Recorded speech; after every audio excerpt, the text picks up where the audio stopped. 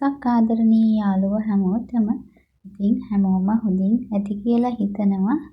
ඉතින් අද මම ඔයාලත් එක්ක මගේ ගෙවත්තේ එළවලු ටිකක් වගා කරන්න හිතුවා. ඒ ගැන තමයි ඉතින් මේ වීඩියෝ එකෙන් ෂෙයා කරගන්න හිතුවේ. ඉතින් අපේ ගෙවත්තේ අපිට එළවලු ටිකක් වවා ගන්න පුළුවන් නම් ඉතින් ගොඩක් හොඳයි නේද?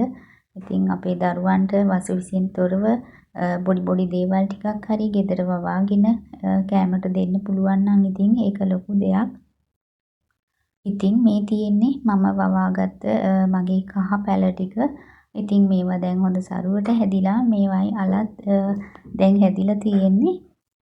ඉතින් මේවයි පළදාව අපිට දැන් ජනවාරි පෙබරවාරි විතර වෙනකොට ගන්න පුළුවන්. ඉතින් ඔන්න මේවයි දැන් කහ මලුත් හැදිලා කහ මල් හැදෙනවා කියන්නේ ඉතින් දැන් මේවා අල හැදිලා ටික ටික ගහ මැරිගෙන යනවා.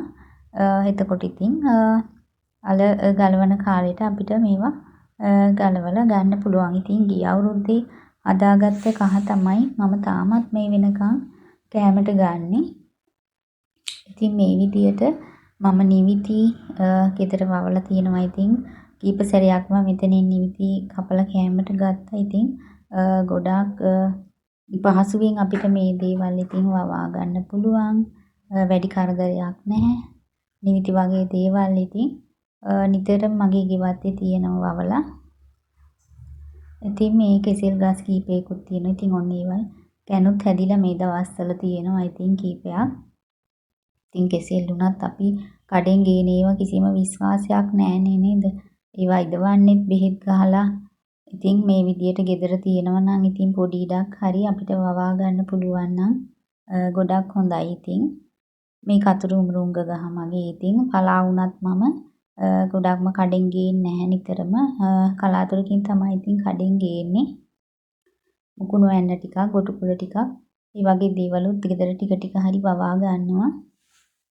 ඔන්න ඉතින් මං අද මිරිස් පැල ටිකක් තමයි මේ හිටවන්නේ. මිරිස් බෑග් වල තමයි ඉතින් හිටවන්නේ. මගේ ගෙදරත් ලොකුවට ඉඩකඩ නැහැ. බිම හිටවන්න. අනිත් එක හෙවණයි. ඉතින් බිම මේවට අවුව තියෙන්න ඕනනේ. ඉතින් බෑග් වල හිටව ගත්තම පහසුයි. අවුව තියෙන තැනකින් තියලා හදා ගන්න පුළුවන් අපිට. ඉතින් පොඩි ප්‍රමාණයක් හරි මිරිස් පැල 5ක් හරි ඉතින් අපිට හදාගත්තොත් ඒක වටිනවා. ඉතින් ඒකේ කරල් හැදිලා එනකොට ඉතින් හිතට දැනෙන මානසික සුවය නම් ඉතින් කියලා වැඩක් නැහැ. ඇත්තටම ඒක ඉතින් වගා කරන යාළුවෝ දන්නවා. ඉතින් මම දන්නවා ඉතින් ගොඩක් යාළුවෝ අපේ මේ විදියට එළවලු පැල මල් වගේම වවනවා කියලත්. ඉතින් මම දැකලා තියෙනවා යාළගේ වීඩියෝස් වලත් එයා මේ දේවල් වවලා ලස්සනට තියාගෙන ඉන්නවා. ඉතින් හරිම සතුටුයි ඉතින් මේ දේවල් මේ විදියට වවා ගන්න ලැබුණාම ඉතින් ඒවායි පළදාව ලැබෙනකොට ඉතින් හිතට පුදුමාකාර සතුටක් තමයි දැනෙන්නේ. ඉතින් ඔන්න ඔය විදියට ඉතින් මම මිරිස් පැල ටිකක් හිටව ගත්තා බෑග් වල. මේ හිටවන්නේ රාබු ඇට. රාබු ඇට පැකට් එකක් මම කඩෙන් ගෙනාවා. ඉතින් ඒකෙන් ඇට ටිකක් තමයි ඒකත් මේ බෑග් වලට පස් දාලා හදාගෙන මේ ඇට ටික හිටව ගන්නවා. ඉතින් මේ විදියට රාබු වලට ලොකු කාලයක් යන්නෙත් නැහනේ.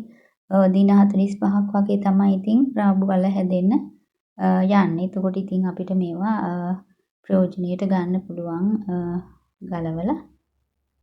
ඉතින් මේවට ලොකුවට සාතු කිරීම අවශ්‍යත් නැහැ. ඉතින් මේ දවස්වල වහිනවනේ. ඉතින් ඒකෙන් හින්දා හරිම පහසුවෙන් අපිට මේවා හදා ගන්න පුළුවන්. වතුර දාන්න ඕනෙත් නැහැ. ඉතින් මේ වගේ පහසුවෙන් හදන්න පුළුවන් දේවල් තමයි අපි ගෙවත්තේ ඇත්තටම වගා කර ගන්න ඕනේ. මොකද අමාරු දේවල් ඉතින් අපිට වවන්න බෑ. සමහර දේවල් අපේ පැතිවල වැවෙන්නෙත් නැහැනේ. ඉතින් ඒක හින්දා අපේ ප්‍රදේශවලට ආවේනික වෙච්ච දේවල් තමයි අපිට වවා ගන්න පුළුවන් වෙන්නේ. ඉතින් ටික ටික හරි ඉතින් මේ විදියට මමත් නිතරම උත්සාහ කරනවා ගෙදර මොන හරි ටිකක් වවා ගන්න.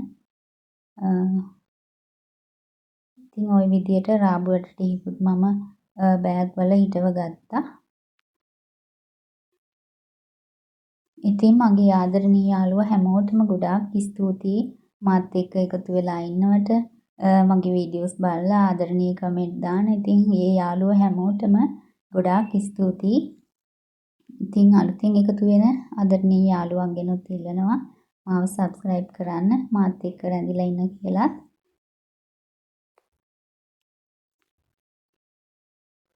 ඉතින් ඔන්න ඔය විදියට මගේ ඒ රාබ් වැඩ ටිකත් මම හිතුව ගත්තා.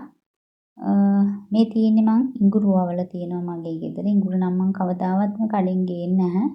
ඉතින් ගෙදරම තමයි මේ දේවල් හරිම පහසුයි හිටව ගන්න. ඉතින් මේවත් බෑග් වලම තමයි මං මේ හැමදේම හිටවන්නේ. බිම හිටවන්න තැනක් නැති හින්දා ඒවත් දැන් හොඳට හැදිලා මේ තියෙනවා. ඒවයිත් අල ගලවන කාලෙට ඉස්සරහට ගලවන්න පුළුවන්. ඉතින් නීති නම් ඉතින් තනින් තන හැම තැනමම මගේ ගෙදර තියෙනවා මේ කොයි වෙලාවෙත්. ඉතින් ඔය විදියට ඉතින් හරි සතුටුයි මේවා දකිනකොට ඉතින් මාත් එක්ක එකතු වෙලා හිටපු හැමෝටම ගොඩාක් ස්තුතියි. හැමෝම සතුටින් පරිස්සමෙන් ඉන්න. ආයෙත් දවසක ලස්සන වීඩියෝ එකකින් ඔයාලව මුණ ගැහෙන්න එන්නම්. හැමෝටම සුබ දවසක් වේවා.